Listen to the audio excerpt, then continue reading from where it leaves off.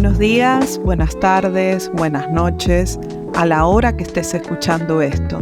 Mi nombre es Fabiana Razo y te doy la bienvenida a este nuevo episodio del podcast Emociones y Conciencia.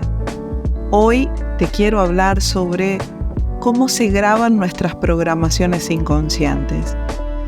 Y en el episodio número 7 de nuestro podcast, estuvimos hablando sobre lo que se denomina el proyecto sentido y las creencias que pueden estar asociadas a la gestación. Un tema que es sumamente amplio y que implica muchas de las creencias y mandatos que podemos estar sosteniendo en la adultez.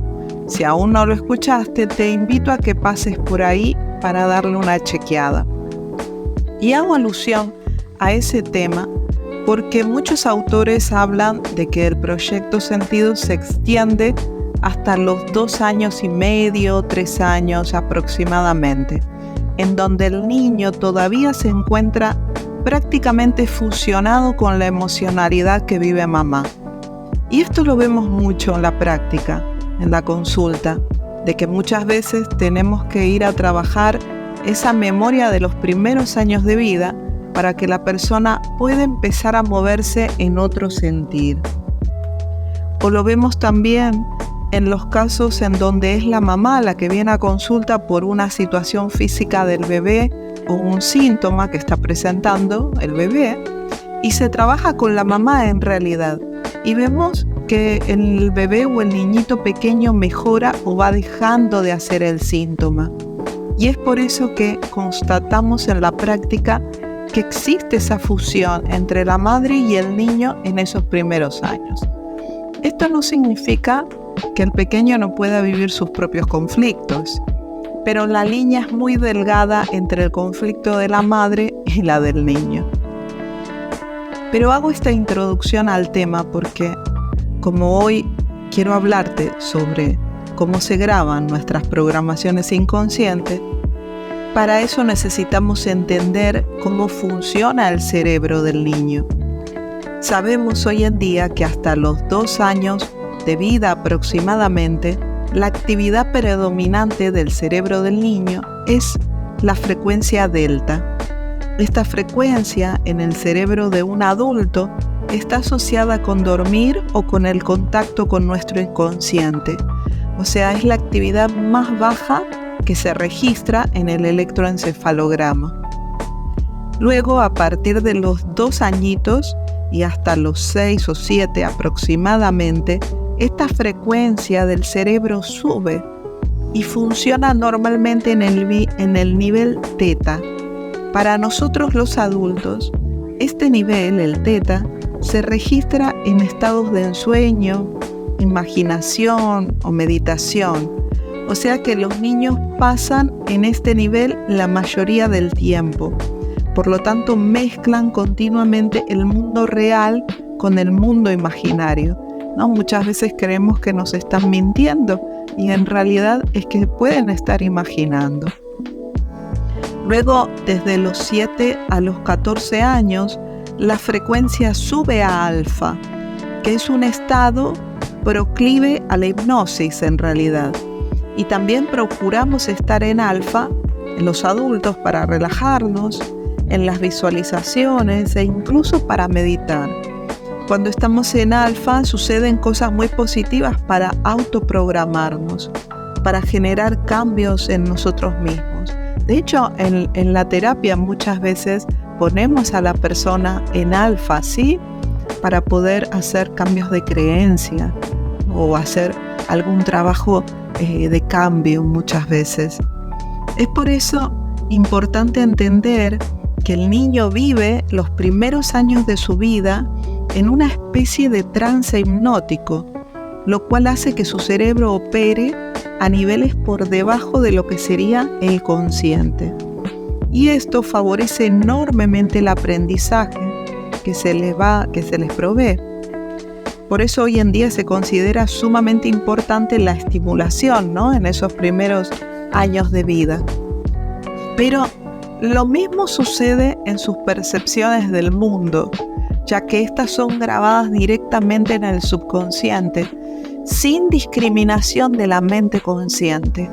Por eso cuando un niño escucha que su mamá le dice al esposo, si esto sigue así, nos vamos a morir de hambre, el niño interpreta que es literal lo que está escuchando y puede creer que corren seriamente peligro porque no va a haber nada para comer. Con esa misma facilidad grabamos nuestras percepciones fundamentales sobre la vida, sin poder filtrar qué creencias rechazar y cuáles no. Literalmente somos programados con las historias que viven nuestros padres y como resultado sus creencias y comportamientos se van convirtiendo en las nuestras. Por ejemplo, una persona puede encontrarse con relaciones en donde siente que no la reconocen porque lleva la información de que no fue reconocida por su padre cuando nació. O tener sentimientos muy fuertes de soledad, porque así se sentía su madre al no tener la contención de una pareja o de su familia cuando tenía a su niño muy pequeño. El problema de no ser conscientes de estas sensaciones u emociones que muchas veces cargamos es que podemos identificarnos de tal manera con ellas que éstas pueden manifestarse en nuestra vida de formas inesperadas, a veces perpetuando el sentimiento, viviendo abandonos de pareja, porque si tengo mucho miedo a estar solo es lo que se reflejará en mi vida, lo que estoy proyectando continuamente, o sintiendo que no soy merecedor de estar acompañado, por ende desvalorizándome, o sintiendo que lo que me dan es siempre muy poco y no puedo valorarlo, o viviendo amores imposibles como lo vivió mi madre, por ejemplo. Luego, a medida que vamos creciendo, vienen una cantidad de información que vamos sumándole en función de lo que nos dicen nuestros padres, familiares, maestros o quienes fueron nuestros cuidadores. Porque mientras está en alfa de pequeños, la memoria va guardando la información de las imágenes que recibimos. Y si las personas que nos cuidaban nos decían cosas insultantes o hirientes, esto puede dejar una huella muy grande, causando mucho daño en el adulto que será futuro. Por ejemplo, si le decían a una niña porque era revoltosa y que no obedecía, o porque no quería hacer ciertas cosas, que nadie va a querer estar con ella cuando sea grande porque es insoportable, o que nadie la va a aguantar. Eso puede dejar una impronta, una memoria, y esta mujer, en el futuro, puede llevar esa información, sosteniéndola y proyectándola sin darse cuenta, como una profecía autocumplida, porque entendió que era complicada, que nadie la entiende, pero lo que no se da cuenta es que ella misma la hace crecer continuamente esta creencia, en un patrón en bucle de repetición, de dolor, de identificación. Cuando la realidad es que esa niña tal vez solamente era curiosa e inteligente y por eso quería explorar otras cosas, o no la trataban con mucho amor y por eso reforzaba ese comportamiento. Porque cuando le decimos a un niño que es desobediente o malo o desordenado, lo que va a hacer ese niño es reforzar ese comportamiento, porque le estamos diciendo que es, se lo estamos como untando en su ser. Y el niño, por supuesto, se lo cree, porque se lo está diciendo quien es autoridad para él. Por otro lado, su cerebro está funcionando en alfa, por lo cual refuerza este aprendizaje acerca de lo que él es y cuánto vale él para las personas que están en su entorno. Padres, abuelos y educadores tenemos un gran impacto en eso que le decimos a los niños, a nuestros hijos. Podemos impactar para bien o para mal. Y por supuesto ni que hablar cuando un niño es maltratado. Ya te imaginarás todas las comprensiones que van a ir haciendo acerca de sí mismo y sobre la vida. Y además, en esos periodos de crecimiento vamos haciendo una cantidad de comprensiones erróneas sobre nosotros mismos, en función también de lo que percibimos, que luego terminan funcionando como creencias limitantes. Tenemos que tener en cuenta que es la cabecita de un niño que está razonando.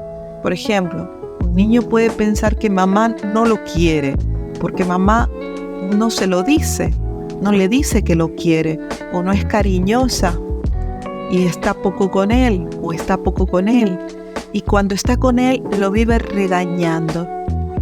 Lamentablemente, muchas de nuestras programaciones de lo que hoy creemos ser vienen de nuestro pasado, de comprensiones erróneas que hemos hecho de nosotros mismos. Lo importante es comprender que todo eso podemos ir cambiándolo, que nosotros podemos decidir quiénes en realidad queremos ser y autodescubrir quiénes en realidad nosotros podemos ser, porque la mayoría de las limitaciones que tenemos provienen de esos espacios pasados. Pero para generar un cambio es importante trabajarse, desmontar del pedestal en que pusimos nuestras creencias sobre nosotros mismos, dejarlas que se tambaleen, cuestionarlas, trabajarlas en nuestro día a día, en lo que nos decimos continuamente, en ese diálogo interno. Y por supuesto, no quedarse estancado en lo que me pasó. Eso es fundamental. Es importante permitirse mirar el pasado para poder entender de dónde vienen ciertos comportamientos, acciones, reacciones, creencias sobre nosotros mismos.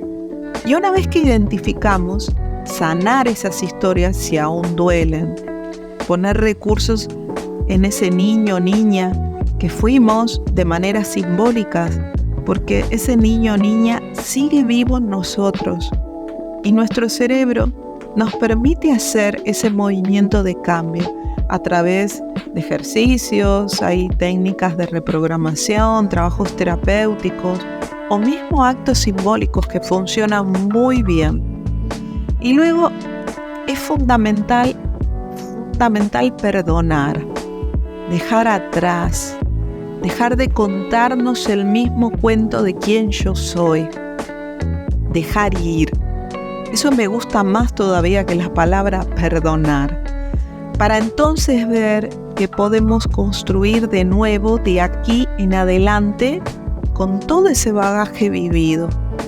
Porque como dicen por ahí, lo importante no es lo que vivimos en el pasado, sino lo que hicimos con eso que vivimos.